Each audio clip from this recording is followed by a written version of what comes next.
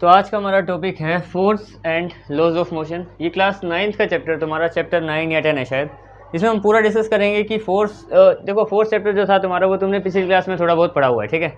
और laws of motion जो है वो इस क्लास के हिसाब से तुम्हारे जो है नए आए हैं बिल्कुल, जो जिसमें तुम्हें न्यूटन के लॉ पढ़ने को मिलेंगे, जो तुमने पहले भी सुना होगा कि न्यूटन के काफ़ी सारे लॉज हैं, 3 ही है वैसे। तो वो सारे डिटेल में देखेंगे, डेरिवेट करेंगे उनको कि कैसे कैसे उसको प्रूफ करेंगे। तो शुरू करते हैं, सबसे पहले इंट्रोडक्शन से शुरू करते हैं। देखो फोर्स का मैं तुम्हें पहले बेसिक बताऊंगा, तुमने 8th क्लास में पढ़ रखा है ना, पहले उसी पे चर्चा करते हैं जरा कि वो फोर्स है क्या, ठीक है।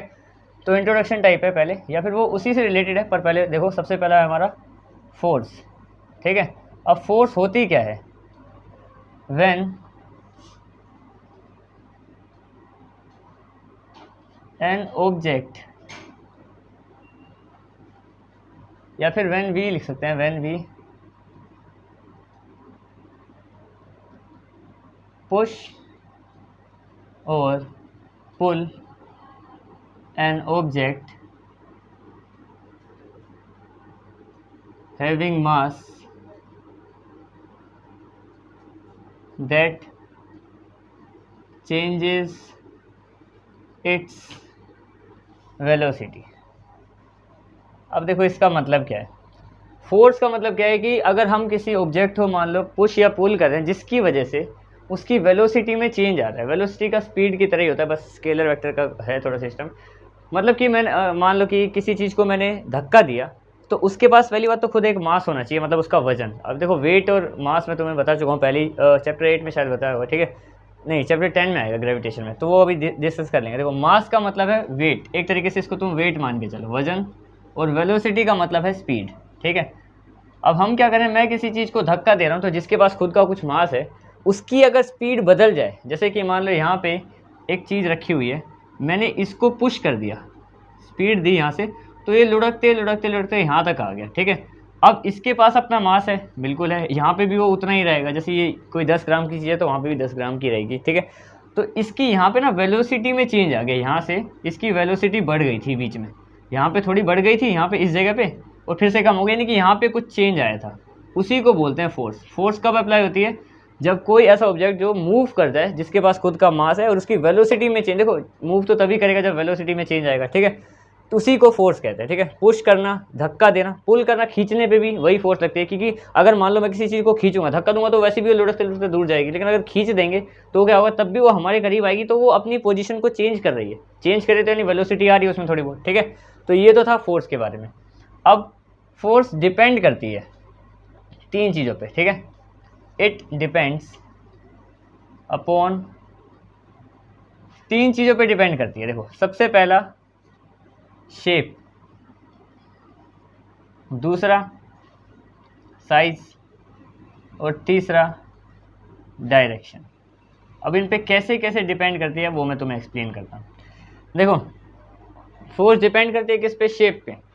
अब शेप से क्या मैटर करता है? देखो अगर एग्जांपल के लिए बोलूँ मैं तुम्हें, ठीक है, कि एक ऑब्जेक्ट है, या फिर एक मान लो हथौड़ी होती है, तुमने हथौड़ी देखी होगी, ठीक है। कुछ इस टाइप की होती है वो हथौड़ी, ऐसी टाइप की, काफ़ी सही बना दी। तो अगर मान लो ये एक हथौड़ी है, ठीक है, हैमर। इससे क्या किया, मैंने किसी एक चीज़ को हिट किया, इससे यहाँ पे हिट किया, इस वाले पोर्शन से, ठीक है। तो हमारी जो फोर्स है वो लग रही है, ठीक है। अब मैंने क्या किया, एक और सेम ही डायग्राम बनाया था मैं इसका, पर इस बार क्या चेंज आया इसमें कि मैंने इसको इस वाले हिस्से से हिट किया। अब देखना, सवाल ये है सिंपल सा कि इसमें ज़्यादा फोर्स लगेगी या इसमें ज़्यादा फोर्स लगेगी, ठीक है। अब देखो फोर्स का एक सिंपल सा, तुमने 8 क्लास में पढ़ा होगा कि जो फोर्स है वो डायरेक्टली प्रोपोर्शनल होती है प्रेशर और एरिया। देखो फोर्स होती है हमारी एरिया के प्रोपोर्शनल, ठीक है। कि जितना एरिया बढ़ता है ना, फोर्स कम हो जाती है, और अगर फोर्स बढ़ती है तो एरिया कम हो जाता है, ठीक है। ये रूल है। तो अगर मान लो इसका एरिया यहाँ पे ज़्यादा है, अभी मान लो इसका एरिया इतना है, इतने हिस्से से अगर मैं मारूंगा, ठीक है, तो जो हीटिंग पावर है वो इतने हिस्से तक जनरेट हो जाएगी और बराबर इतने हिस्से पे लगेगी एक जगह पे, ठीक है। अब मान लो मैंने कि 30 न्यूटन की फोर्स से मारा किसी चीज़ को, 30 न्यूटन की फोर्स से मारा इस जगह पे, तो अगर उसका सरफेस एरिया इतना था तो उन्होंने हर जगह बराबर बराबर लगाया, तो ये 10 न्यूटन 10 न्यूटन में बदल गए। तो टोटल जो फोर्स लगी वहाँ पे वो थोड़ी कम लगी, क्योंकि एरिया ज़्यादा था, यहाँ पे एरिया बड़ा था, तो हर जगह बराबर लगेगी। बराबर लगी तो क्या, वो जो 30 न्यूटन था वो डिवाइड हो गया 3 हिस्से में, 10 10 10 के हिसाब से, ठीक है। अब मान लो यहाँ पे भी मैंने 30 न्यूटन की फोर्स से मारा, तो जो 30 न्यूटन की फोर्स से मारा, एरिया इतना कम है यहाँ पे कि वो पूरी की पूरी 30 न्यूटन से ही लगेगी, सीधा लगेगी और ये ब्रेक हो जाएगा, आराम से टूट जाएगा, क्योंकि ज़्यादा फोर्स लगेगी तो टूट ही जाएगा। तो डिपेंड करता है शेप पे।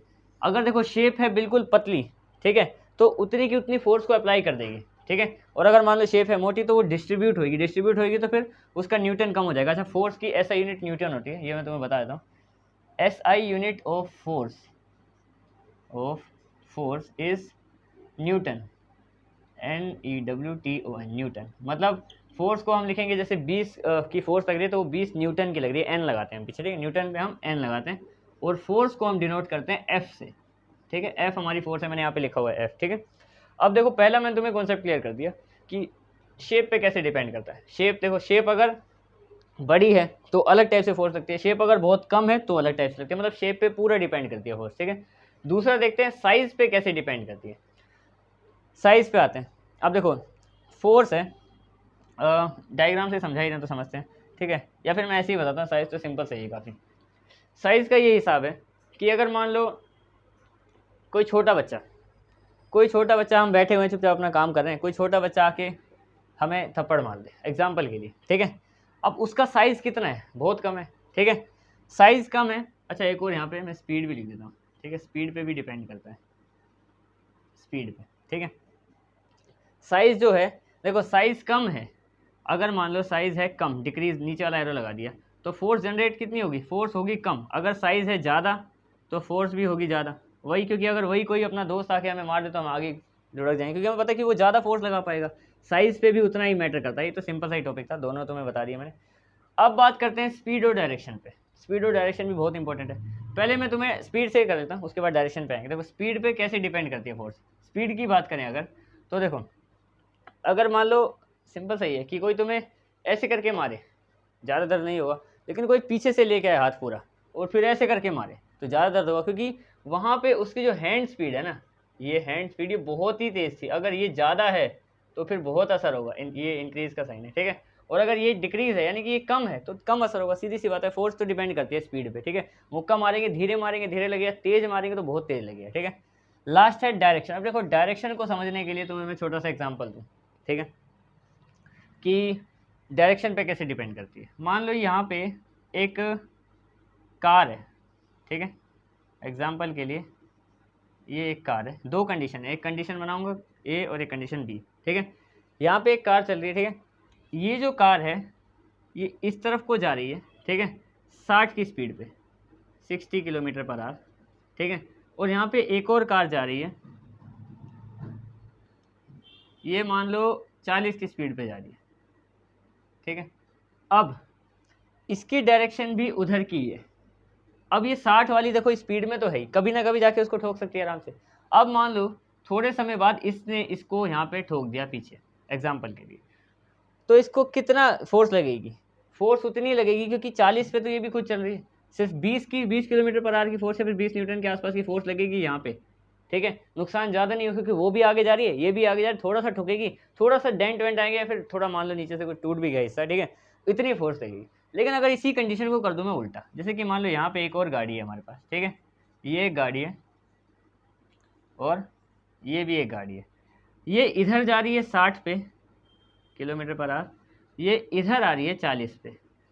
अब होता क्या है, अलोंग द डायरेक्शन, साथ साथ डायरेक्शन क्या होती है माइनस। देखो 60 में से 40 गया, मैंने बोल दिया 20 पे टकराव हो जाएगा, ठीक है। अब ये क्या है, आमने सामने आ रही है तो यहाँ पे प्लस होता है, यानी कि जो इनका फोर्स भाई होगा वो होगा 100 किलोमीटर पर आवर के हिसाब से स्पीड बनेगी।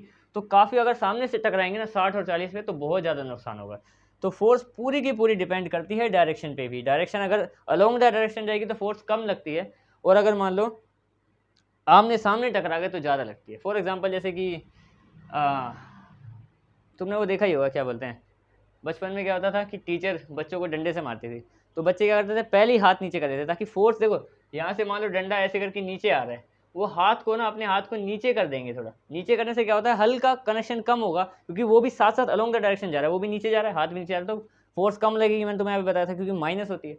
और अगर मान लो हम हाथ ऊपर करेंगे तो और जोर से लगेगी, बल्कि जितनी पहले लगने वाली थी उससे भी ज़्यादा। ठीक है, तो ये था तुम्हारा बेसिक कॉन्सेप्ट कि फोर्स किस किस पे डिपेंड करती है और फोर्स होती क्या है। ठीक है, अब आगे बढ़ते हैं। अब हम आते हैं हमारे अगले टॉपिक पे, वो है कि टाइप्स ऑफ फोर्सेस। देखो टाइप्स ऑफ फोर्सेस तुमने पहले पढ़ रखा है कि 8th क्लास में पढ़ रखा है, अगर तुम्हें याद है या नहीं है तो भी बता दूं कि कॉन्टैक्ट फोर्सेस होती हैं, उसके 2-3 पार्ट हैं। मैं तुम्हें बस इस बार वर्बली बताऊंगा क्योंकि तुमने पहले लिखित में सारा लिखा हुआ है। बैलेंस्ड और अनबैलेंस्ड फोर्स तुम्हें बताना पड़ेगा अभी के हिसाब से। तो सबसे पहले देखो टाइप्स ऑफ फोर्सेस पे आते हैं। Types of forces, types of forces की फोर्सेस कितने प्रकार की होती हैं। देखो सबसे पहले तो है कॉन्टैक्ट फोर्सेस। अब कॉन्टैक्ट फोर्सेस का मतलब क्या है? कॉन्टैक्ट का मतलब है कनेक्शन, टच में रहना वगैरह वगैरह कुछ भी। कॉन्टैक्ट का मतलब क्या, जैसे फ़ोन में हमारे कॉन्टैक्ट होते हैं कई सारे, ठीक है, हम उनसे बात कर सकते हैं, टच में रह सकते हैं। यानी कि ऐसी फोर्सेस जो अप्लाई होती हैं जब हम किसी चीज़ को दूसरे ऑब्जेक्ट से, एक ऑब्जेक्ट को दूसरे ऑब्जेक्ट से टच करते हैं, तभी अप्लाई हो पाती हैं। ठीक है, उनको कॉन्टैक्ट फोर्सेस बोलते हैं। दे अप्लाइड व्हेन ऑब्जेक्ट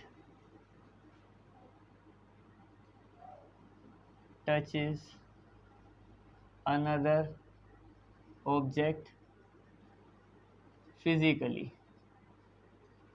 मतलब ये तभी अप्लाई होती हैं, फिजिकली लिखा है PHYS, ठीक है, तभी अप्लाई हो पाती हैं जब एक ऑब्जेक्ट दूसरे ऑब्जेक्ट को फिजिकली टच करता है। जैसे फॉर एग्जांपल, इसकी दो हैं, मैं तुम्हें दोनों के एग्जांपल बताता हूँ।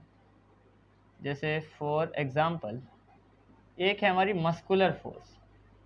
मस्कुलर फोर्स, अब देख मस्कुलर फोर्स का क्या सिस्टम है। मस्कुलर फोर्स क्या होती है, ये इसका पहला है, और पहले ये लिख ही लेता हूँ, ठीक है। दूसरा फोर्स ऑफ फ्रिक्शन या फिर फ्रिक्शनल फोर्स। फ्रिक्शनल फोर्स दोनों आप समझाता हूँ, देखो, ठीक है। तो मस्कुलर फोर्स क्या होती है? मस्कुलर फोर्स वो होती है the force which is applied by the muscles of our body. मतलब हमारी बॉडी की मसल्स के द्वारा अप्लाई होती है। जैसे फॉर एग्जांपल मैं इसमें लिख रहा हूँ तो मेरी हैंड की मसल यूज़ हो रही है। अब यूज़ हो रही है तो मेरे को इसको टच करना पड़ रहा है मार्कर को, ऐसे हवा में नहीं लिख सकता मैं, ठीक है। तो ये बिल्कुल जो मस्कुलर फोर्स है, बॉल को किक करना है तो अपने पैर को बॉल से टच करना पड़ेगा, ठीक है। डिपेंड करता है कि उसमें बिल्कुल टच जरूरी है, तभी ये कॉन्टैक्ट फोर्सेज है, ठीक है। मस्कुलर फोर्स हम कोई भी काम कर रहे हैं, ठीक है, जैसे कोई लिफ्टिंग करना, बाल्टी उठा के ले जा रहे हैं कहीं पे, कुछ भी जो भी चल रहा है उसमें हमें टच करना पड़ेगा चीज़ को, क्योंकि जब भी हम अपनी शरीर की फोर्स लगाएंगे मसल से रिलेटेड तो फिर टच तो करना ही पड़ेगा किसी ना किसी चीज़ को, ठीक है। दूसरा है फ्रिक्शनल फोर्स, फ्रिक्शन। फ्रिक्शन हमें पता है ज़मीन से लगता है, ठीक है। धरती से लगने वाली जो फ्रिक्शनल फोर्स है, एग्जाम्पल के लिए मैं तुम्हें यहाँ पे बता ही दूँ, तो ये धरती है, ठीक है। अब हमारी चप्पल है, हमारी चप्पल थोड़े टाइम में घिस जाती है, हमें पता है क्यों घिस जाती है, क्योंकि जब नई नई आती है तो काफ़ी अच्छे से उसमें नीचे डिज़ाइन वगैरह बने होते हैं, पर धीरे धीरे जब हम चलते रहते हैं तो धरती क्या करती है, जो यहाँ से फ्रिक्शनल फोर्स लगाती है हमें ज़मीन के नीचे से हर समय। हम तो आगे बढ़ना चाहते हैं पर फ्रिक्शन फोर्स हमें हमारी फोर्स को कम करना चाहती है।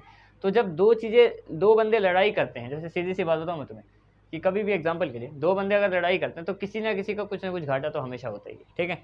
तो हमें आगे बढ़ना है तो फोर्स लगा रहे हैं और धरती हमें रोकने की कोशिश करिए फ्रिक्शन के द्वारा, ठीक है।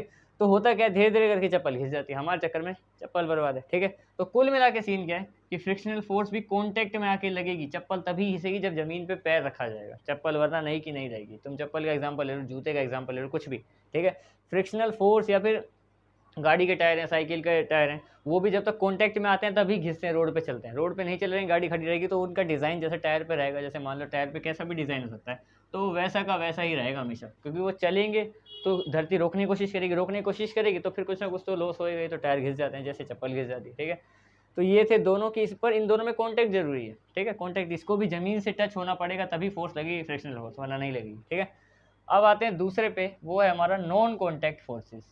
नॉन कॉन्टैक्ट फोर्सेस, अब ऐसी कौन सी फोर्सेस है जो बिना छुए लग जाती हैं, ठीक है। डेफिनेशन लिख देता हूँ इनकी। They applied without touching physically. यहाँ पे लिख लो object to object. Object to object की बात हो रही है, एक ऑब्जेक्ट से दूसरे ऑब्जेक्ट की, ठीक है। मतलब ये बिना टच के ही अप्लाई हो जाती हैं। अब ऐसी कौन कौन सी फोर्स है जो बिना टच के अप्लाई होती हैं, अभी मैं बताऊंगा तुम्हें, सब समझ में आ जाएगा। फॉर एग्जांपल सिंपल है तीनों काफ़ी, ठीक है, तीन है वैसे, बता दूं पहली। तीन फोर्सेज हैं जो बिना टच के अप्लाई हो जाती है। सबसे पहली है हमारी ग्रेविटेशनल फोर्स या फिर ग्रेविटेशन या फिर जो भी तुम्हें कहना है वो, ठीक है। ग्रेविटेशन या ग्रेविटी। पहला ग्रेविटेशन क्या है कि भाई ये मार्कर को मैं छोड़ रहा हूँ और यहाँ से नीचे गिर रहा है। ये क्यों गिर रहा है? अब ऐसा तो नहीं कि धरती ने रस्सी डाल के खींच रही है, क्योंकि धरती बिना किसी फोर्स के मतलब जो दिखती नहीं है, ठीक है। अब मैंने फोर्स तो खैर दिखती नहीं है, लेकिन बिना किसी ऐसी चीज़ के जो हमें दिखते नहीं है फिर भी चीज़ों को अपनी तरफ खींचती है, उसको ही तो ग्रेविटी बोलते हैं। कोई भी कहीं से गिरा नीचे ही गिरेगा, धरती के पास ही जाएगा। अब वो तो ऐसी फोर्स लगा रहे हैं जिसमें फिजिकल कॉन्टैक्ट नहीं है उसका। हम यहाँ से किसी चीज़ को छोड़ देंगे ना, तो जब वो नीचे गिरना शुरू होगी तो फिजिकल कॉन्टैक्ट नहीं है अर्थ का या फिर सरफेस का, जो भी हमारी धरती है नीचे, और उस ऑब्जेक्ट का, पर फिर भी वो फोर्स लग रही है, तो ये बिना कॉन्टैक्ट के होती है। ग्रेविटेशन हो गई एक तो, ठीक है। दूसरा है हमारी मैग्नेटिक फोर्स, ठीक है। अब मैग्नेटिक में क्या सीन है, एक चुंबक यहाँ पे पड़ा हुआ है, दूसरा चुंबक यहाँ पे पड़ा हुआ है, आपस में चिपक जाते हैं बिना अभी पास आए हुए, बिना ही। जब वो इतनी पास आ गए यहीं से लगना शुरू हो जाती है फोर्स बिना कॉन्टैक्ट के, तो ये भी कॉन्टैक्ट नॉन कॉन्टैक्ट में ही आ गए। क्योंकि देखो बिल्कुल पास रहेंगे वो तो खैर चिपके ही रहेंगे, तो अलग बात है, लेकिन अगर मान लो वो दूर हैं, अभी इतने दूर हैं तो भी फोर्स लगना शुरू हो जाती है पहले ही, तो वो भी नॉन कॉन्टैक्ट का एग्जाम्पल है। तीसरा है इलेक्ट्रोस्टैटिक या फिर इलेक्ट्रिक बोल सकते हो, पर इलेक्ट्रोस्टैटिक सही लगता है सुनने में। इलेक्ट्रोस्टैटिक फोर्स, इलेक्ट्रोस्टैटिक फोर्स क्या है? फोर्स बाय द इलेक्ट्रिसिटी, या फिर इलेक्ट्रिसिटी भी क्या बोलें इसको, सिंपल सा तुम बोलो तो चार्जेस। हाँ, चार्जेस के द्वारा लगता है, क्योंकि हमें पता है पॉजिटिव चार्ज हमेशा अट्रैक्ट करता है नेगेटिव चार्ज को। तुमने बचपन में वो किया ही होगा कि स्केल को घिसा सर पे, कागज़ निकाले गई सर, उस पर वो कागज़ चिपक जाता है, क्योंकि स्केल को जैसे ही हम रब करते हैं तो क्या होता है, वो स्केल पॉजिटिवली चार्ज हो जाता है। किसी भी चीज़ को हम रब करेंगे ना, हमेशा जब हीट प्रोड्यूस होती है तो वो पॉजिटिवली चार्ज होती है चीज़। अगर कोई चीज़ पॉजिटिवली चार्ज हो गई तो जो बेजान पड़े हैं कागज़ के टुकड़े वो नेगेटिवली चार्ज हैं, तो वो तो अट्रैक्ट कर ही जाएंगे आपस में, तो वो चिपक जाते थे जाके उस पर, ठीक है। तो ये वो तीन चीज़ें हैं जो मतलब तीन फोर्स जो बिना कॉन्टैक्ट के लग जाती हैं, क्योंकि हमें पता है स्केल अगर मान लो यहाँ पे दूर भी रखा है हमने, तो पत्ते वो जो कागज़ के टुकड़े हैं वो वैसे ही जाके चिपकना शुरू करते हैं बिना कॉन्टैक्ट में आए पहली, ठीक है। तो ये तो हो गई कॉन्टैक्ट फोर्स और नॉन कॉन्टैक्ट फोर्स जो तुमने पिछली क्लास में पढ़ी है, पर छोटा सा इंट्रोडक्शन मैंने तुम्हें बता दिया। अब आते हैं तीसरे पे, वैसे वो तीसरा नहीं है, खैर अब आते हैं बैलेंस्ड फोर्स पे, कि बैलेंस्ड फोर्स क्या होती है, ठीक है। बैलेंस का मतलब तो तुम्हें समझ में आ ही रहा होगा। बैलेंस का मतलब है ना इधर ना उधर, बीचों बीच चल रहे हैं, ठीक है, सिस्टम, तो वो बैलेंस फोर्स है। पर होती क्या है? When resultant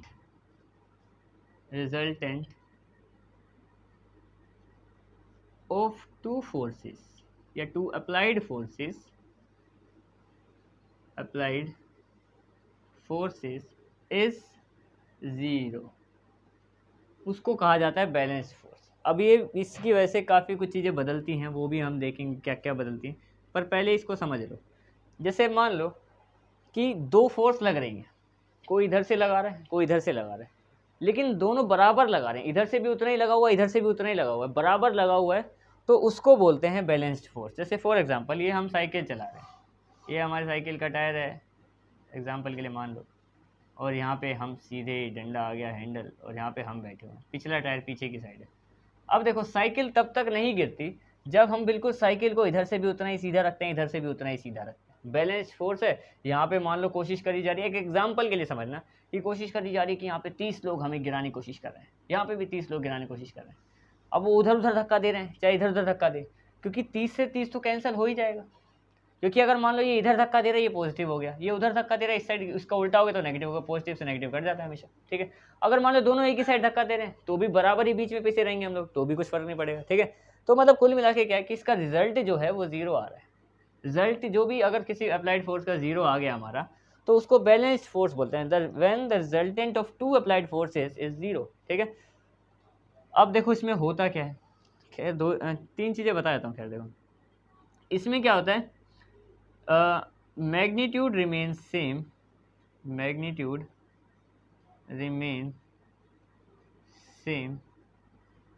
and direction also, या फिर चलो डायरेक्शन को भी रहने दे दें। डायरेक्शन को मैं तुम्हें एक अलग एग्जांपल समझाता हूँ।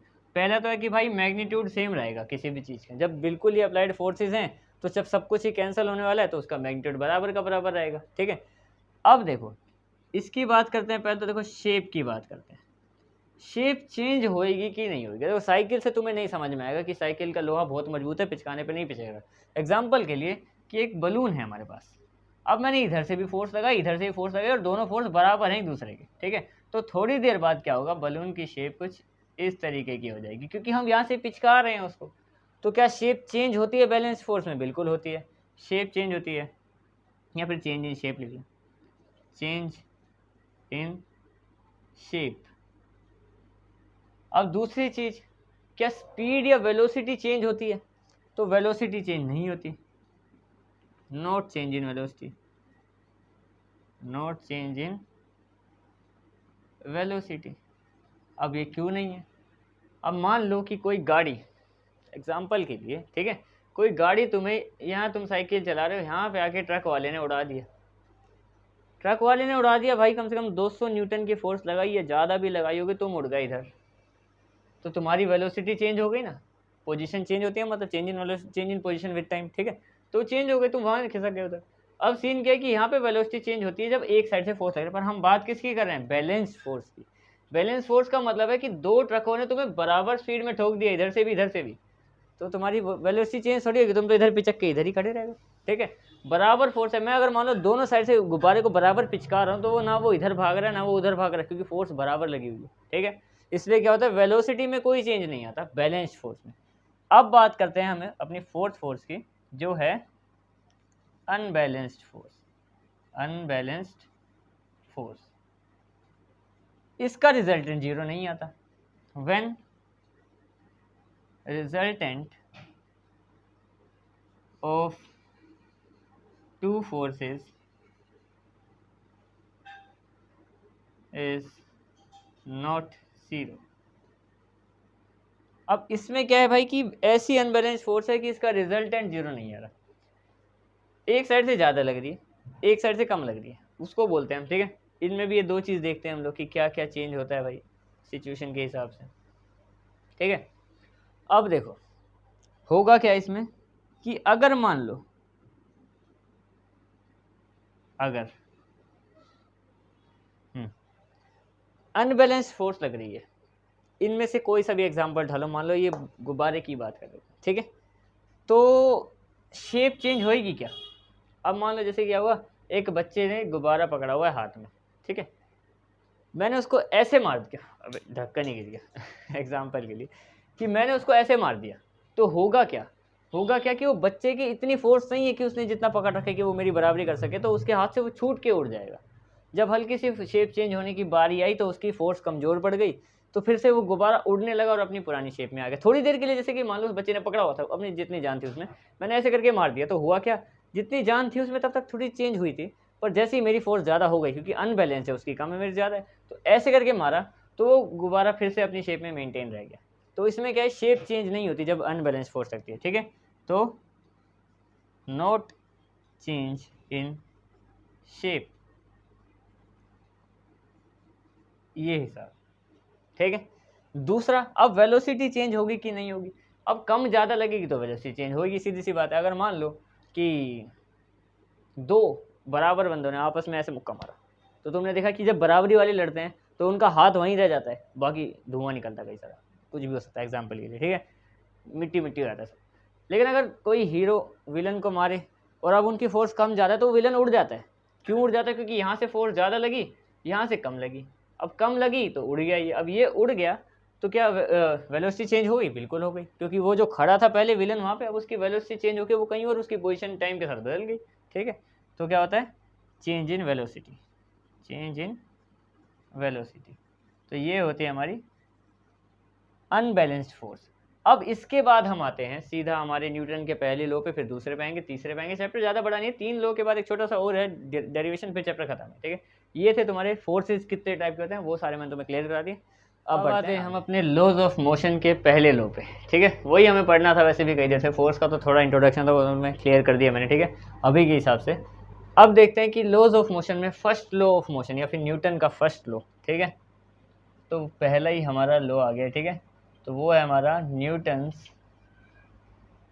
फर्स्ट लॉ ऑफ मोशन, कि मोशन का पहला न्यूटन के द्वारा दिया गया नियम क्या कहता है, ठीक है। उसी को देखेंगे हम आराम से। तो देखो सबसे सिंपल सा ही है, काफ़ी सबसे सिंपल नियम यही है, जो तुम्हें लगेगा कि यार ये तो हमें पता ही है, लेकिन फिर भी मैं बता दूं उसका पहला नियम यही था, ठीक है।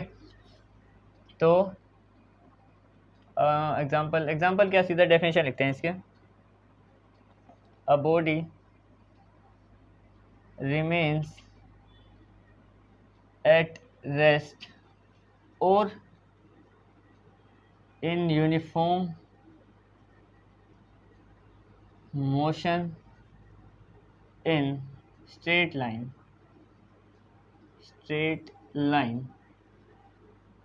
unless an external unbalanced force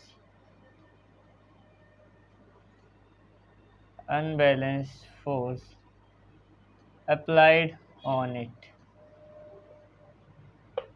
ये है पहला नियम, ठीक है। बहुत सिंपल सा ही है, मैं पढ़ के बताऊंगा तुम कहोगे कि पहले ही पता है, ठीक है। अगर एक बॉडी रेस्ट पे है, रुकी हुई है, तो वो रुकी ही रहेगी, और अगर वो एक ही स्पीड में मान लो यूनिफॉर्म मोशन में ऐसे करके चलती जा रही है तो चलती ही जाएगी, बराबर स्पीड पे बराबर ट्रैवल कर रही है। वो तभी चेंज होगी जब तक कोई एक्सटर्नल मोशन ना लगे। सीधी सी बात है, अगर कोई एक चीज़ यहाँ पे पड़ी है, मान लो सड़क के किनारे एक पत्थर पड़ा हुआ है, तो वो पड़ा रहेगा जब तक कोई उस बच्चा आके उसको लात नहीं मारेगा, वो लुढ़केगा नहीं तो वहीं पड़ा रहेगा। यानी कि एक्सटर्नल फोर्स लगानी पड़ती है, वरना वो चीज़ें वहीं रुकती है। मान लो गाड़ी एक ही स्पीड पे 60 पे भगा रखी है बंदे ने, सामने ब्रेक कर आया तो उसने ब्रेक मारी, तभी जाके उसकी स्पीड कम होएगी, क्योंकि उसने एक अलग फोर्स लगा दिया उसको रोकने के लिए। अब फोर्स लगाना तो चलो समझ में आ गया, ये अनबैलेंस फोर्स ही क्यों लगाना पड़ा हमें, ये है। अब बैलेंस फोर्स भी तो होता है, और भी कई सारे फोर्स है हमारे पास, तो अनबैलेंस फोर्स क्यों लगाना पड़ा। अनबैलेंस फोर्स इसलिए लगाना पड़ा, चलो मैं एक एग्जांपल लेता हूँ, देखो एग्जांपल से तुम्हें समझ में आ जाएगा। जैसे मान लो कि तुम लोग घर पे या फिर दोस्तों के साथ कहीं गए हो, ठीक है, दोस्तों के साथ कहीं गए हो तुम लोग, और तुम्हारा एक दोस्त आके कहता है कि चल भाई एक काम करते हैं, आज हम लोग PSP पे गेम खेलेंगे, बहुत मज़े करेंगे, संडे का दिन है तुम्हारे, बस मज़े का दिन है, ठीक है। तो एक दोस्त आके कहता है भाई PSP पे गेम खेलेंगे, तुम्हारा मन है खेलने का, ठीक है। अब तुम जैसे ही उठने लगे, ठीक है, दूसरा दोस्त आके कहता है कि नहीं क्रिकेट खेलेंगे। अब ये भी इंसिस्ट कर रहा है, ये भी इंसिस्ट कर रहा है, दोनों भाई ऐसे देख रहे हैं कि तू मेरे साथ खेल ले, नहीं तू मेरे साथ खेल ले, ठीक है। अब तुम ऐसी स्टेट में क्या करोगे, तुम अपने घर पे पड़े हो अभी, ठीक है, एग्जांपल के लिए घर पे बैठे हो खा पी के, अभी तुम्हारा 9-10 बजे खेलने का टाइम हुआ है, क्रिकेट भी खेल सकते हो तुम, ये भी खेल सकते हो, दोनों दोस्त कह रहे हैं, तो तुम क्या करोगे उस टाइम तुम जैसे मान लो रेस्ट पे पड़े हो अपने घर पे, तो उसी में रहोगे। तुम कहोगे कि पहले तुम दोनों अपना हिसाब देख लो, तुम दोनों किसी एक चीज़ पे फोकस हो जाओ, तो या तो तुम दोनों PSP खेल लो मेरे साथ, या तो दोनों क्रिकेट खेल लेते हैं, तब तक मैं नहीं हिल रहा, क्योंकि इसके साथ जाऊंगा तो कोई बराबर ही फोर्स लगा रहे हैं, यहाँ से भी मुझ पर बराबर फोर्स लग रहा है, यहाँ से भी बराबर फोर्स लग रहा है, तो मैं चेंज क्यों करूँ अपनी वेलोसिटी, पोजीशन चेंज करने की जरूरत नहीं, मैं तुम्हें पहले बताया था अनबैलेंस फोर्स क्या होती है। तो जब तक तुम दोनों किसी एक चीज़ पे सहमत नहीं हो जाते, या फिर कोई एक थक हार के वापस ना चला जाए, तब तक मैं पड़ा रहूँगा। तो मैं यही तो कहूँगा कि तू देख ले भाई, तुम दोनों अपना जो करना है, उसके बाद मेरे को बता देना, मैं वो खेल लूँगा, किसी के साथ भी खेल रहा हूँ। अब मान लो कि बोलते बोलते कई देर हो गई, अब यहाँ पे ना 12 बज गए हैं, दोनों दोस्त अड़े हुए थे, 12 PM शुरू हो गया, दोपहर का भाई धूप का टाइम हो गया। तो क्रिकेट वाले ने बोला कि यार चल रहने दे, तू तो आ नहीं रहा, क्रिकेट खेलने का टाइम नहीं बचा, ठीक है। तो इसने बोला PSP वाला कि PSP ही डिमांड में रह गया, कि भाई इसने बोल रहा है कि चल अब खेल लेते हैं, क्योंकि PSP घर के अंदर खेलना है, कोई धूप का सिस्टम नहीं है, ठीक है। तो इसका बोला हुआ फोर्स यहाँ से लग रहा है अभी भी, उसका बोला हुआ फोर्स उसका थोड़ा कम है कि चल रहने दे, अब रहने दे। तो जैसे ही ये फोर्स बढ़ गया, तभी तुम अपनी पोजीशन को चेंज करोगे। अनबैलेंस फोर्स लगता है तभी कोई चीज़ अपनी मोशन या वेलोसिटी को चेंज करती है। अगर उसकी वेलोसिटी 0 है तो वो चलने लग जाती है, और अगर चलती हुई है तो 0 पे आ जाती है, ठीक है। इसलिए अनबैलेंस फोर्स लगती है। अगर बैलेंस फोर्स लग रहे हैं दोनों साइड से, तो तुम फैसला मत लो, तुम अपना काम करो, तुम उनको बोलो भाई अपने हिसाब से देख लो तुम, क्योंकि ऐसे जाएंगे तो वरना ये नाराज हो जाएगा, वरना वो दूसरा नाराज हो जाएगा, ठीक है। तो ये तो था फर्स्ट लॉ ऑफ मोशन। अब बात करते हैं एक और काफ़ी इंटरेस्टिंग टॉपिक, वो है इनर्शिया। इनर्शिया क्या कहता है, ठीक है। इनर्शिया देखो एक क्वालिटी है ऑब्जेक्ट की, सेम यही है, एक तो पहली बात पूरा, बस ये समझ लो कि उसका फोकस उतना ही है, ठीक है। इनर्शिया क्या होता है, अ बॉडी, अगर सिंपल शब्दों में कहें, a body wants to remain, या फिर वॉन्ट्स की जगह, वॉन्ट्स तो चलो ग्रामर का ही हो जाएगा, टेंस लिख लो, tends to remain its previous लिखो या फिर इनिशियल लिख लेते हैं, initial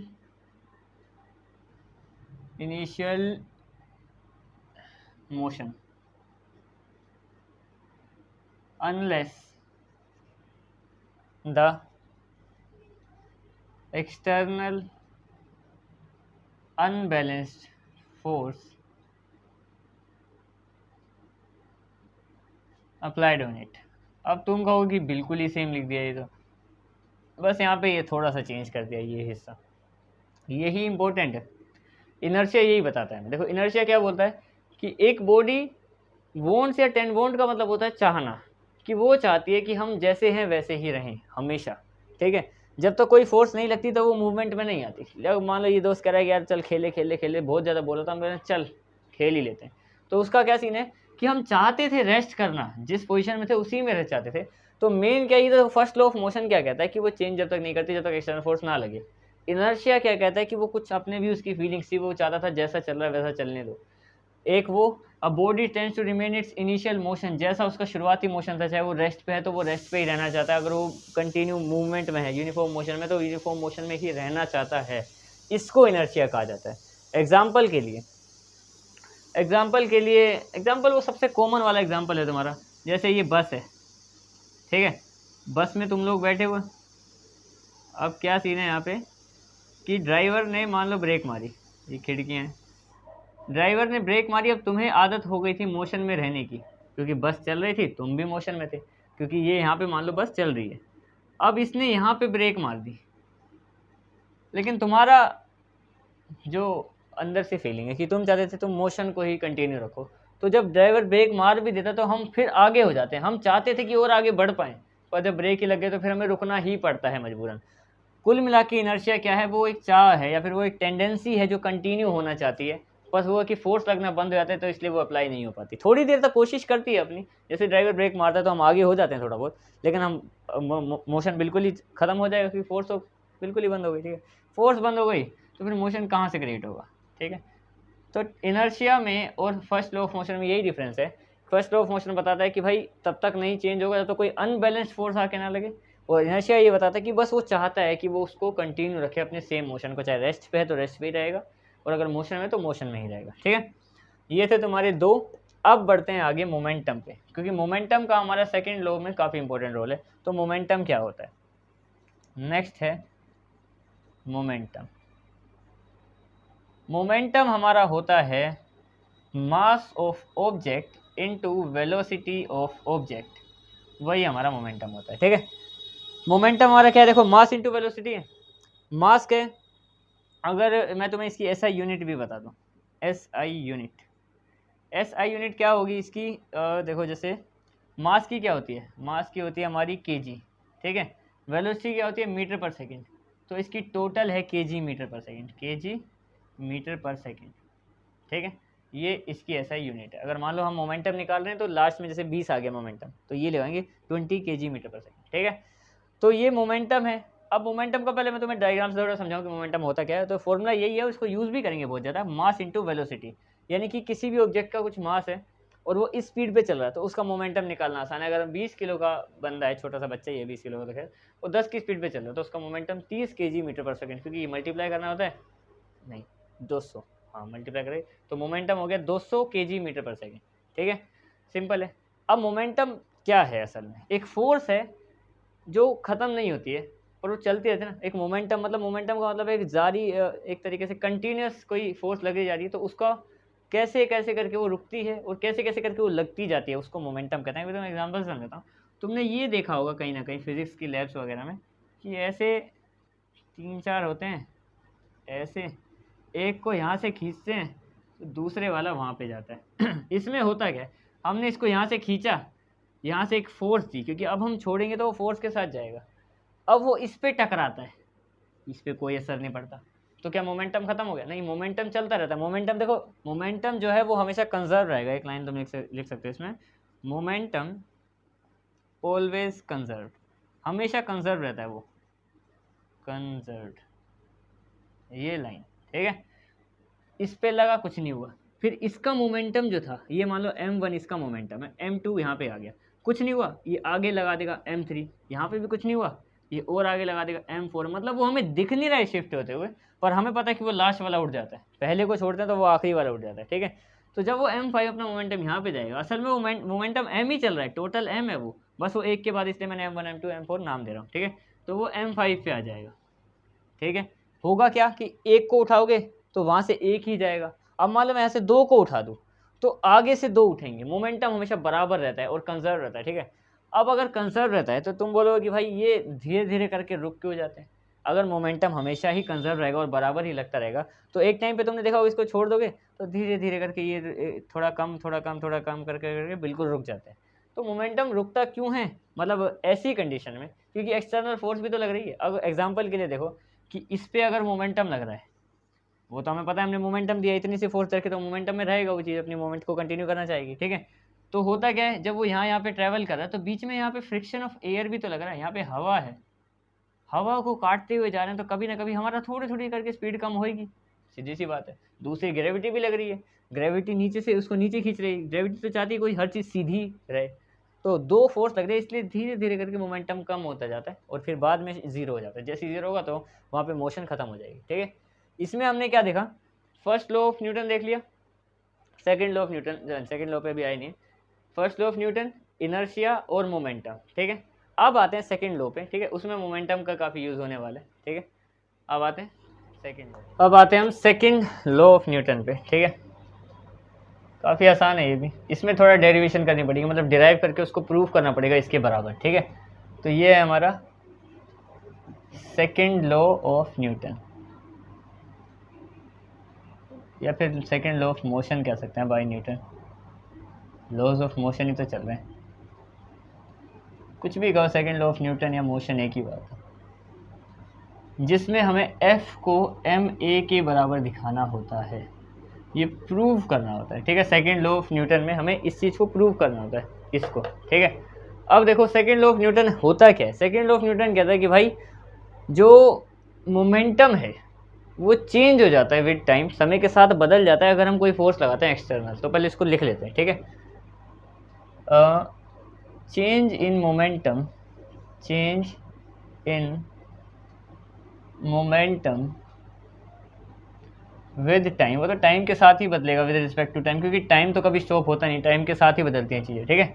with time if an change in momentum with time if an external force या अनबैलेंस, चलो फोर्स ही लिख लेते हैं, अनबैलेंस तो है ही हमें पता है। एक्सटर्नल फोर्स अप्लाइड, ये है सेकेंड लॉ ऑफ न्यूटन। इसको प्रूफ करना है, इसके बराबर लेके आना है, ठीक है। क्या बोला है कि change in momentum is proportional लिख लेते हैं, with time is proportional, is proportional. Proportionality का सिंबल मैं तुम्हें बताऊंगा पहले, ये है इसकी definition. Change in momentum with time is proportional to the external force applied on it, ठीक है। अब देखो क्या बोल रहा है कि भाई फोर्स लगाते हैं तो मोमेंटम में चेंज आ जाता है समय के साथ, ठीक है। तो देखते हैं कैसे होता है, इसको डिराइव करना है हमें। ये देखो यहाँ पे मैंने लिखा F, डायरेक्टली प्रोपोर्शनल बोला है यहाँ पे, ठीक है। चेंज इन मोमेंटम, देखो मोमेंटम मैं तुम्हें पहले बताया था, ठीक है, क्या होता है मोमेंटम, mv होता है, लेकिन मोमेंटम को p से डिनोट करते हैं, वो मैं शायद तुम्हें पहले बताया नहीं, पर अभी लिख लो।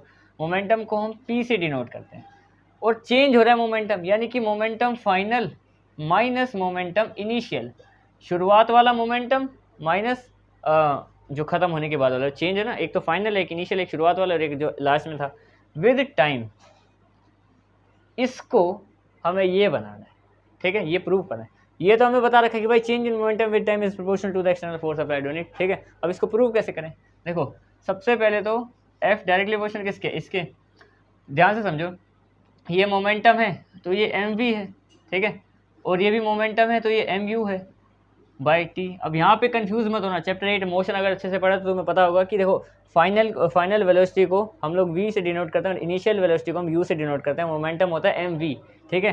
तो इसमें क्या है, फाइनल वेलोसिटी है, ठीक है, तो मास इंटू फाइनल वेलोसिटी को v से, इसमें भी mv रहेगा, तो मास इंटू इनिशियल वेलोसिटी को u से करते हैं, ठीक है। कोई ज़्यादा कन्फ्यूजन वाली बात नहीं है, ठीक है। अब बढ़ते हैं आगे, डायरेक्टली प्रोपोर्शनल टू, इन दोनों में से मैंने क्या करा, m कॉमन ले लिया। अगर इसमें से m ले लिया तो v बच गया, इसमें से m ले लिया तो u बच गया, और नीचे तो t है ही हमारे पास। इतना समझ में आया, ठीक है। अब देखो आगे, ये जो फॉर्मूला बनेगा ये पूरा एक्सेलरेशन का हमारा फॉर्मूला है v minus you by T. Acceleration होती है हमारी change in velocity with time, ठीक है। तो मैं इस सब को a लिख सकता हूँ, तो यहाँ पे हमारे पास आ जाएगा f is directly proportional to m a. अब प्रोपोर्शनलिटी का सिंबल हटाना है, हमें इक्वल टू का निशान है ना, तो प्रोपोर्शनलिटी का सिंबल हटा देंगे, इक्वल टू लगा देंगे, पर एक प्रोपोर्शनलिटी के लिए कुछ लगाना पड़ता है कांस्टेंट, तो वो हमारे पास आ गया k एम ए, ठीक है। अब इस k, जो k है, where value of k is constant है, और उस कंडीशन पे कांस्टेंट उसकी वैल्यू 1 है, तो 1 को हम नहीं लिखेंगे, जो मतलब किसी एक एक्सपेरिमेंट किया होगा कभी साइंटिस्ट ने, तो उस कंडीशन पे किया होगा जब उसकी वैल्यू 1 होगी k की, तो 1 को हम अगर मल्टीप्लाई करते हैं ma से तो कोई फ़र्क नहीं पड़ेगा, तो f इक्वल टू ma आ जाएगा सीधा। ये है सेकेंड लॉ ऑफ न्यूटन। यहाँ पे थोड़ा कन्फ्यूज होने वाला हो सकता है अगर तुमने मोशन चैप्टर नहीं पढ़ा, पर उसको पढ़ लेना अच्छे से, ठीक है। कि ये तो मैंने बताया था तुम्हें, मोमेंटम क्या होता है, मास इंटू वेलोसिटी, मोमेंटम क्या होता है, मास इंटू वेलोसिटी। अब इनिशियल फाइनल के लिए v लगाते हैं, इनिशियल के लिए u लगाते हैं, ठीक है। तो अब ये m कॉमन लिया यहाँ पे, और ये v और u रह गया बाई टी, v और u बाई टी पूरा एक्सेलरेशन होता है हमारा, तो एक्सेलरेशन के लिए मैंने a लगा दिया, तो ये प्रूव हो गया हमारे पास, ठीक है। सेकेंड लॉ ऑफ न्यूटन तो इतना ही है। और एक इम्पल्सिव फोर्स होती है, वो भी जान लो, इसमें छोटा सा ही हो। इम्पल्सिव फोर्स क्या होती है, इम्पल्सिव फोर्स वो होती है कि जो वो यहीं पे ही बता रखी है इसमें, जो फोर्स है सेकेंड लॉ ऑफ न्यूटन के टाइम पे, force is inversely proportional to time, ठीक है। यानी कि इसी में देखो हमें पता है कि देखो फोर्स जो है यहाँ पे, देखो ये फोर्स है, डायरेक्टली प्रोपोर्शनल का मतलब क्या होता है, डायरेक्टली यहाँ पे लिखा हुआ है, प्रोपोर्शनल का मतलब देखो जैसे फोर्स बढ़ेगी ना, इस पर लिखना मत क्योंकि ये काफ़ी सही से लिखा हुआ है मैंने, फोर्स बढ़ेगी तो ये बढ़ेगा मोमेंटम, ठीक है, लेकिन टाइम कम होगा, जो नीचे होता है वो कम होता है हमेशा, ठीक है। तो इम्पल्सिव फोर्स क्या बता रही है इसमें, जब फोर्स ऊपर लिखी हुई है बिल्कुल, टाइम नीचे लिखा हुआ है, तो टाइम यहाँ पे नीचे लिखा हुआ, तो इम्पल्सिव फोर्स हमें यही बताती है कि force is inversely proportional to time. यानी कि अगर फोर्स बढ़ेगी तो टाइम कम होगा, टाइम बढ़ेगा तो फोर्स कम होगी, यही इम्पल्सिव फोर्स बताती है, ठीक है। सेकेंड लॉ ऑफ न्यूटन में इतना था। अब आते हैं थर्ड लॉ ऑफ न्यूटन पे, ठीक है। बस एक आखिरी ये रह गया, और फिर इसके बाद एक और डेरिवेशन है हमारी, मोमेंटम की कंजर्व कैसे होता है। मोमेंट जो बोलता है ना कि मोमेंटम हमेशा कंजर्व रहता है, उसको प्रूव करके दिखाएंगे पहले। तो अब आते हैं पहले थर्ड लॉ ऑफ न्यूटन। ये हमारा थर्ड को 3 बना देता हूँ रोमन नंबर, या फिर चलो ऐसे ही लिख देते हैं, थर्ड लॉ ऑफ मोशन या न्यूटन, जो भी तुम्हें इसको कहना है। ये हमें क्या बताता है, देखो थर्ड लॉ हमें ये बताता है कि every action has equal and opposite reaction, ठीक है। सिंपल सही है, और थोड़ा सा अंडरस्टैंडिंग करने के लिए कि तुम थोड़ा अजीब लगे सुनने पर, मैं प्रूव करके दिखाऊंगा, ठीक है। तो ये क्या कहता है, ये कहता है कि every action has equal and opposite reaction. ऐसा कहता है ये कि हर एक्शन दूसरे एक्शन से जिस पे हमने उस एक्शन किया वो उसके लिए इक्वल रहेगा, और वो हम पे अपोजिट रिएक्शन भी लगाएगा, ठीक है। जैसे कि मान लो, एक तो पहली बात इसमें है क्या कॉन्सेप्ट ये है इसमें कि जो एक फोर्स ए से बी पे लगी एक ऑब्जेक्ट से दूसरे पे, वो बराबर होगी फोर्स बी से ए पे लगने वाली। अभी कंफ्यूज हो रहे होगे, मैं तुम्हें एक्सप्लेन करके बताऊंगा, पर अपोजिट का मतलब है उल्टा होगा, नेगेटिव, ठीक है। अब इसको जरा हम प्रूव करते हैं, थर्ड लॉ ऑफ न्यूटन बताता है हमें, ठीक है। सेकंड लॉ ऑफ न्यूटन क्या बताता है, force equal to m a, mass into acceleration. Third ये बताता है, ठीक है। अब इसको प्रूव करते हैं। प्रूव कैसे करेंगे, जैसे कि मान लो कि लेट्स से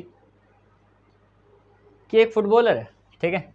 यहाँ पे मान लो एक फुटबॉलर है, वो कोई भी फुटबॉलर हो सकता है, ठीक है, मैसी मान लेते हैं। इसने क्या किया कि इसने यहाँ से फुटबॉल पे, ये तो क्रिकेट की बॉल हो गई, फुटबॉल पे किक करा एग्जांपल के लिए, यहाँ पे हमारा गोल पोस्ट है, ठीक है, ये गोल पोस्ट है, यहाँ पे गोलकीपर खड़ा हुआ है, ठीक है। अब देखो मैं क्या बोल रहा हूँ कि जो एक्शन हम लगाते हैं दूसरी चीज़ भी हम पे उतना ही एक्शन लगाते हैं। देखो कैसे, मान लो मेसी ने इस पर किक मारी बॉल पे, तो मेसी जितनी फोर्स लगाएगा उतनी ही फोर्स से बॉल भी उसके पैर पे लगाएगी। अब तुम मानोगे तो मैं तो एक्सप्लेन करके बताऊंगा कि जिस चीज़ को हम जितनी फोर्स से लगाते हैं, जैसे कि मान लो हम किसी छोटी सी चीज़ को मार दिया, जैसे मैंने बॉल को यूं करके मार दिया तो बॉल दूर चली गई बहुत दूर, पर वो बॉल भी मेरे हाथ पे उतना फोर्स लगा के गई। अब इसको एक्सप्लेन करते हैं ज़रा सही से कि कैसे हुआ गई, ठीक है। जैसे मान लो कि मेसी एग्जाम्पल के लिए कि 50 किलो का है, ठीक है, और इसने क्या किया, 4 मास इंटू एक्सेलरेशन होता है ना फोर्स का, F=ma, हमने अभी पढ़ा है ma, ठीक है। तो फोर्स कितनी लगाते हैं जब वो मास और एक्सेलरेशन पे डिपेंड करता है। तो मास तो मैंने दे दिया कि भाई 50 किलो का है, एक्सेलरेशन दे दी कि मैंने 4 मीटर पर सेकंड स्क्वायर है, एक्सेलरेशन मीटर पर सेकंड स्क्वायर लगता है, ठीक है, ये है। तो एक्सेलरेशन अगर ये है, ठीक है, तो इसकी द्वारा लगाई गई फोर्स कितनी है, मास मल्टीप्लाई एक्सेलरेशन, 5 × 4 200, 50 × 4 200, और न्यूटन लगता है फोर्स के लिए। तो मेसी ने तो लगाई भाई कितनी फोर्स, 200 न्यूटन की, ठीक है। तो अब देखो यहाँ पे इसकी वेलोसिटी थी, किक करने की वेलोसिटी 4 मीटर पर सेकंड, और इसका वेट था, तो इसकी एक्सेलरेशन, इसका फोर्स तो मैंने निकाल दी मास इंटू एक्सेलरेशन से, ठीक है।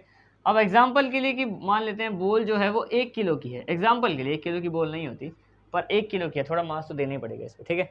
1 किलो की बॉल है और जिस स्पीड से अब ये पोस्ट की तरफ गई और यहाँ पे जाके गोल हो गया, ठीक है, वो थी इसकी 200 मीटर पर सेकेंड स्क्वायर। अब देखो यहाँ पे क्या हुआ, इसकी अगर इसकी बॉल की मास और एक्सेलरेशन को मल्टीप्लाई करूँ मैं, 1 × 200 करूँ, तब भी 200 न्यूटन ही आएगा। मतलब क्या कि every action has equal reaction, जितना हम फोर्स लगाते हैं दूसरी चीज़ भी हम पे उतना ही फोर्स लगाती है। अब सीन यहाँ पे क्या है कि भाई बॉल तो उड़ गई बहुत दूर, यहाँ पे बॉल चली गई और मेसी वहीं पे खड़ा है।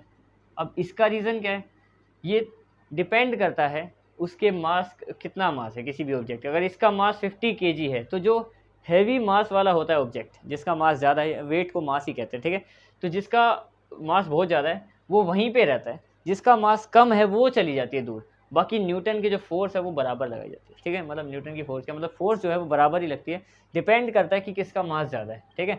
अगर मान लो यहीं पे एक 400 किलो की दीवार होती और मेसी उस पर किक मारता तो दीवार थोड़ी हिलती, पैर रख के पैर पीछे हो जाता, ठीक है, दीवार ने भी उतना फोर्स लगाया वगैरह, लेकिन क्या दीवार नहीं हिलेगी, जिसका मास ज़्यादा है वो वहीं पे स्टेबल रहती है और जिसका मास कम है वो मूवमेंट में आ जाता है, ठीक है। जैसे फॉर एग्जांपल तुमने वो देखा होगा कि एक दीवार पे नॉर्मली बचपन में क्या करते थे हम लोग, एक कोस्को की बॉल मिल गई तो क्या करेंगे, बस इस दीवार पे बॉल को मारा, बॉल भी वापस बॉल को मतलब दीवार भी वापस बॉल को फेंकती रहती है। तो वो क्यों फेंक रही है, क्योंकि हम तो फोर्स लगा रहे हैं, हमें तो फोर्स है, दीवार भी वापस हम पे फोर्स लगा रही है उतना ही, ताकि बॉल उसी लेंथ पे उसी स्पीड में हमारे पास आ जाती है, ठीक है। सेम रिजल्ट वही है, जैसे कि हम तेज मारेंगे तो तेज जाएगी, धीरे मारेंगे तो धीरे गिरेगी, ठीक है। जिस हिसाब से हम फोर्स लगाएंगे वैसी दीवार में हम पे फोर्स लगाएगी, बस अपोजिट, हम उसकी तरफ लगा रहे हैं तो वो हमारी तरफ लगाएगी, ठीक है। तो ये है थर्ड लॉ ऑफ न्यूटन जो हमें बताता है, ठीक है। अब बस इसका एक ही रह गया है डेरिवेशन करने के लिए, ठीक है, कि मोमेंटम कैसे कंजर्व रहता है। ये तो बहुत सिंपल सा टॉपिक था, मैं तुम्हें एग्जांपल से समझा दिया। बाकी इसमें मेन ये है थर्ड लॉ ऑफ न्यूटन क्या कहता है कि फोर्स जो ए बी लगाएगा तो जो बी ए लगाएगा वो उसके बराबर होगी, इक्वल टू का निशान है, बस उल्टी होगी, जैसे हम सामने से लगा रहे हैं तो वो हमारी तरफ को लगाएगा, ठीक है, तो नेगेटिव रहेगी। अब आते हैं हम आते हैं इस चैप्टर के लास्ट टॉपिक पर, उसके बाद ये चैप्टर तुम्हारा पूरा क्लियर, ठीक है। वो है कि मास जो है वो कंजर्व रहता है, ठीक है, law of conservation of mass. तो उसको जरा प्रूव करते हैं डिराइव करके डेरिवेशन से, ठीक है। ये हमारा law of conservation of mass, कि मास नहीं मोमेंटम, कि मोमेंटम जो मैंने कहा था कि वो नहीं बदलता, तो वो कैसे नहीं बदलता, ठीक है। एक डायग्राम से देखते हैं, पहले उसका डायग्राम अलग है, पर मैं तुम्हें वो जो मोमेंटम वाला बताया था ना, पहले उससे क्लियर करते हैं कि वो क्यों बार बार ऐसे सीधा ही चलता रहता है, ठीक है। जैसे मान लो ये बनाया था हमने, ठीक है, इसमें क्या होता है कि ये वाला इतनी फोर्स लगाता है कि वो हिले, ये वाला इतनी फोर्स लगाता है, ये तीन स्टेबल रहते हैं और वो हिलता रहता है। मोमेंटम क्या है, कंजर्व रहता है, जब एक से दूसरे पे जाता है वो रहेगा, दिखेगा नहीं, दूसरे से तीसरे पे जाएगा, तीसरे चौथे पे, एंड वाले पे दिखेगा, क्योंकि आगे प्रेशर नहीं है, ठीक है। प्रेशर क्या मतलब आगे कुछ है नहीं, रुकावट, तो आराम से जा सकता है, यानी कि यहाँ पे वो कंजर्व रहता है। तो वो हम प्रूव करेंगे कि कैसे कंजर्व रहता है। कंजर्व कैसे प्रूव कर पाएंगे कि अगर मान लो मैं इसकी इनिशियल वेलोसिटी को उसकी उसकी फाइनल वेलोसिटी के बराबर कर दूँ, कि मतलब जो इनिशियल वेलोसिटी थी पहले, अगर वो फाइनल के बराबर आ रही है, यानी कि कुछ कम ज़्यादा नहीं हो रहा है, तो फिर मोमेंटम कंजर्व रहता है हमेशा। जितनी यहाँ से फोर्स लगाई जाती, जितना खींच के वहाँ से छोड़ने के बाद भी उतनी ही दूर जाएगी, फिर उतनी दूर जाएगी, तो मतलब मोमेंटम कंजर्व है और बराबर ही लगता है हमेशा, ठीक है। तो इसको ज़रा प्रूव करते हैं। जैसे एग्जाम्पल के लिए, तो मैं पिछला डायग्राम था, अब जो इसका डायग्राम है वो बताता हूँ। जैसे कि मान लो एक कोलिजन हो रहा है। कोलिजन का मतलब होता है टकराव, कि कोई दो चीज़ें टकरा रही है। जैसे कि मान लो ये एक बॉडी है जिसका नाम है ए, ये एक बॉडी है जिसका नाम है बी, ठीक है। तो अभी टकराने से पहले, ये बिफोर, टकराने से पहले क्या है, इसका एक मास है जिसको मैं एम ए बोल रहा हूँ, बॉडी ए है इसलिए एम ए बोला। इसकी एक वेलोसिटी है, पर अभी वेलोसिटी शुरू नहीं है, तो वो इनिशियल वेलोसिटी, इसको हम यू से डिनोट करते हैं, वो यू ए है, ठीक है। और इसमें भी क्या है, एक मास है एम बी, क्योंकि बी ऑब्जेक्ट है इसलिए मैंने इसको एम बी बोला। और इसकी भी एक अपनी इनिशियल वेलोसिटी है, वो यू बी है। इनिशियल को यू लिखा जाता है, फाइनल को वी लिखा जाता है, तो मैं अगर पढ़ा होगा तो उस वाले चैप्टर में, मोशन में, ठीक है। ये तो है टकराने से पहले। अब क्या है ड्यूरिंग, टकराते समय। टकराते समय मान लो अभी ऐसे करके टकरा गए आपस में, ये और ये, ठीक है। अब इसने क्या किया, इसने लगाई फोर्स ए बी, ए से बी की तरफ, ठीक है। इसने क्या किया, इसने भी लगाई फोर्स बी ए, बी से ए की तरफ, बस नेगेटिव रहेगी, हमें पता है, थर्ड लॉ ऑफ न्यूटन तो यही कहता है कि सेम लगती हैं फोर्सेस, इक्वल होती हैं, बस नेगेटिव होती है, पॉजिटिव होती है, ठीक है। अब है एक आफ्टर कोलिजन। आफ्टर कोलिजन, अब टकराने के बाद वो फिर से पीछे आ गए। जैसे होता नहीं कि हम टकराते हैं तो फिर जैसे किसी चीज़ को फेंकेंगे फिर वापस भी तो पीछे आती है वो, ठीक है, क्योंकि फोर्स लगती है हमेशा। तो ये पीछे आ गई, वापस दूर हो गई, जैसे पहले दूर थी, फिर टकराई, फिर से दूर हो गई। अब ये दूर हो गई तो इसका मास तो एम ए ही रहा, पर जो वेलोसिटी है वो तो चेंज हो गई। टकराने के बाद वो पहले स्टेबल थी, अब वो मोशन से होके आ रही है, गुजर के आ रही है, तो अब उसकी वेलोसिटी हो गई v, final velocity v a, और मास तो इधर भी सेम है, और एम बी वी बी, क्योंकि मास नहीं बदलता क्लास, वेट बदल सकता है। अगर ग्रेविटेशन चैप्टर पढ़ोगे उसमें मैं तुम्हें बताऊंगा कि वेट भी बदल जाता है, पर मास नहीं बदलता। मास मतलब कुल मिला के उसका वजन जो है वो मास है। वेट डिपेंड करता है कि कौन से प्लेनेट पे खड़े हो, फिर कुछ कैलकुलेशन करके वेट निकाला जाता है, तो वो प्लेनेट के हिसाब से बदल जाता है, पर मास वो होता है जो उसका खुद का असल का वजन कितना है, तो वो नहीं बदलेगा कभी, ठीक है। तो ये टकराने के बाद, ठीक है, यहाँ पे तीन चीज़ें हैं हमारे पास। अब अकॉर्डिंग टू, यहाँ से मैं अभी डिराइव करना शुरू कर रहा हूँ कि डिराइव करो, प्रूव करो कि भाई इसकी इनिशियल को अगर मैं इसके फाइनल के बराबर लेके आ जाऊँ, कि मतलब जितनी वहाँ पे थी उतनी यहाँ पे रही, तो फिर मोमेंटम तो बदला ही नहीं, तो वही हमें प्रूफ करना है, ठीक है। तो अब डिराइव करते हैं। तो according to third law of Newton, according, या पूरा लिख दूँ, according to third law of Newton, क्या बोलता है थर्ड लॉ, वो कहता है कि भाई फोर्स है ए बी, वो नेगेटिव होगी फोर्स बी ए के। ये तो हमें थर्ड लॉ ऑफ न्यूटन कहता है, जो जो हमने पढ़ा उसको हम यूज़ करेंगे, ठीक है। ये तो थर्ड लॉ ऑफ न्यूटन बोलता है। अब यहाँ पे मैं इस फोर्स को ये बोल सकता हूँ कि ये एम ए यू ए, और यहाँ पे माइनस, एक second, force mass into acceleration होती है ना, acceleration acceleration acceleration, m a और ए, ये एक्सेलरेशन है ए, हाँ, और ये नेगेटिव एम बी और ए बी। अब इसका रीज़न है सेकेंड लॉ ऑफ न्यूटन बताता है ये हमें, क्योंकि सेकेंड लॉ ऑफ न्यूटन में हमने क्या पढ़ा था, हमने पढ़ा था कि force equal to mass into acceleration होता है, ये हमने प्रूव नहीं किया था, f equal to m a. तो उसका यूज़ अभी यहाँ किया मैंने। पहले यहाँ देखो थर्ड लॉ क्या बताता है कि भाई फोर्स ए बी बराबर होगी नेगेटिव फोर्स बी ए के, ये तो हमने थर्ड लॉ से लिख दिया। अब इस एफ को मैं f equal to m a हमने पढ़ा भाई, f equal to m a पढ़ा है हमने, ठीक है। तो इस फोर्स को मैं एम ए बोल सकता हूँ, दोनों ए लिखा है कि ऑब्जेक्ट ए की बात है, यहाँ पे बी भी लिखा है ऑब्जेक्ट बी की बात है, ठीक है। तो क्या है कि force mass of object a into acceleration of object a, force equal to m a, इससे एम ए बना दिया एफ से। इधर भी सेम, ये एम और ए, एम बी ए बी, ये बी ऑब्जेक्ट की इस टाइम मास और एक्सेलरेशन है, ठीक है। ये तो दोनों हमें थर्ड लॉ ऑफ न्यूटन और सेकंड लॉ ऑफ न्यूटन बताते ही हैं, ठीक है। ये थर्ड लॉ से लिखा, ये सेकंड लॉ, रीज़न देना पड़ता है कि क्यों लिख रहे हैं, तो ये सेकंड लॉ बताता है, ठीक है। अब देखो, इसको मैं ओपन कर रहा हूँ यहाँ पे एक्सेलरेशन को। एक्सेलरेशन में तुम्हें यहीं पे बता दूँ साइड में, पर रीज़न देंगे तो उधर ही बता देता हूँ। देखो एक्सेलरेशन क्या होती है, एक्सेलरेशन में तुम्हें खुद ही बताया था कि initial velocity, final velocity minus initial velocity by T, second law में यूज़ किया था ना एक्सेलरेशन को। तो अगर ये इसके बराबर है acceleration u v minus you by T, तो यहाँ पे मैं उसको ओपन करूँगा। देखो हमारे पास क्या है कि एम ए तो है, ठीक है, इस ए की जगह एक्सेलरेशन की जगह मैं ये लिखने वाला हूँ। तो ये जो एक्सेलरेशन है ये होगी हमारी इनटू मतलब मल्टीप्लाई का निशान, ये होगी हमारी वी ए। देखो एक्सेलरेशन को ए में लिखेंगे सारा ए के हिसाब से, तो v minus U A by T, ठीक है। इस a की जगह एक्सेलरेशन की जगह, एक्सेलरेशन ऑफ a की जगह मैंने इन सब का a में लिख दिया कॉन्सेप्ट, ठीक है। अब आते हैं b पे, b में नेगेटिव निशान है। अब मास ऑफ b, तो मास तो सेम ही रहता है, इसकी भी एक्सेलरेशन को ओपन कर देते हैं, तो v b minus u b by t. दोनों में मैंने एक्सेलरेशन का फॉर्मूला ओपन करा, यहाँ पे भी जो a और यहाँ पे भी जो a था, इनमें एक्सेलरेशन को ओपन कर दिया, ठीक है। अब दोनों में t नीचे नीचे नेगेटिव है, कट जाएंगे, क्योंकि देखो अगर नीचे यहाँ पे मल्टीप्लाई से ऊपर डिवाइड में आएंगे तो ऊपर से नीचे तो वैसे भी कटना है, तो जो t तो कट गए, ठीक है। अब देखो यहाँ पे ब्रैकेट लगा रहा हूँ मैं, क्योंकि मल्टीप्लाई था ना, ये देखो ये मल्टीप्लाई है आपस में, force equal to m a होता है, एम ए मतलब मास इंटू एक्सेलरेशन, ठीक है। तो मल्टीप्लाई में यहाँ पे ब्रैकेट लगा रहा हूँ और यहाँ पे ब्रैकेट लगा रहा हूँ, ठीक है।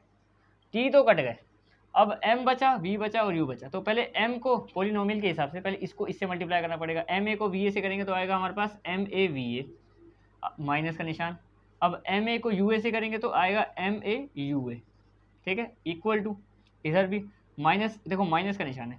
एम बी को वी बी से करेंगे, बाहर माइनस है, दोनों में से एक में माइनस है तो माइनस रहेगा, एम बी वी बी, और अब इधर भी माइनस उधर भी माइनस, तो अब प्लस का आएगा, क्योंकि दोनों माइनस कैंसिल हो जाएंगे ना, इसके माइनस इससे। तो एम बी को यू बी से करेंगे तो आ जाएगा एम बी यू बी, ठीक है। ये तो बस मैंने नॉर्मल मल्टीप्लाई करके लिखा है, ठीक है। अब देखो इसमें क्या करेंगे कि ये तो पॉजिटिव है हमारे पास एम ए वी ए, ये नेगेटिव वाला यहाँ से यहाँ पे लेके आएंगे तो ये पॉजिटिव बन जाएगा m a m b v b, तो ये यहाँ पे आ जाएगा प्लस का बन जाएगा m b v b equal to, ये वहाँ पे है ही एम बी, या फिर इसको भी पहले लिख ही लेंगे, तो जो एम ए यू ए है ये वहाँ पे जाएगा तो ये पॉजिटिव बन जाएगा एम ए यू ए, और एम बी वी बी तो पहले से ही पॉजिटिव है, और ये हमें प्रूफ करना था। अब मैं तुम्हें बताता हूँ कि ये किया क्या मैंने पहले। देखो इसमें क्या था, ये दो नेगेटिव वाले थे ना, इन दोनों को बस इधर उधर भेज दिया था कि सब पॉजिटिव हो जाए। ये इधर आके पॉजिटिव हो गया एम बी वी बी, ये वहाँ जाके पॉजिटिव हो गया एम ए यू ए, यहाँ पे ए आएगा, सब ठीक है ना, दोनों जगह ए, दोनों जगह पे हाँ, ठीक है। अब देखो इससे हमें क्या पता चला, एट द एंड हमें ये पता चला कि देखो मास और velocity of a plus mass of velocity of object b, यानी कि वेलोसिटी कौन सी होगी, वी है फाइनल वाली, यानी कि टकराने के बाद वालों को अगर दोनों को मैं जोड़ दूं, मास और वेलोसिटी ऑफ ए टकराने के बाद, क्योंकि फाइनल वी को फाइनल बोलते हैं, और मास और वेलोसिटी ऑफ बी, यानी कि जो टकराने के बाद वालों को अगर जोड़ दिया जाए तो वो बराबर होते हैं किसके, मास इंटू यू इनिशियल टकराने से पहले वाले के। ये देखो दोनों m b v v b, ठीक है। इसको अगर इसके मतलब दोनों के टकराने वाले की फोर्स को जोड़ा जाए और टकराने से बाद वाली की फोर्स को, तो वो बिल्कुल बराबर ही होंगे, ठीक है। तो ये हमारा थर्ड लॉ ऑफ न्यूटन बताता है।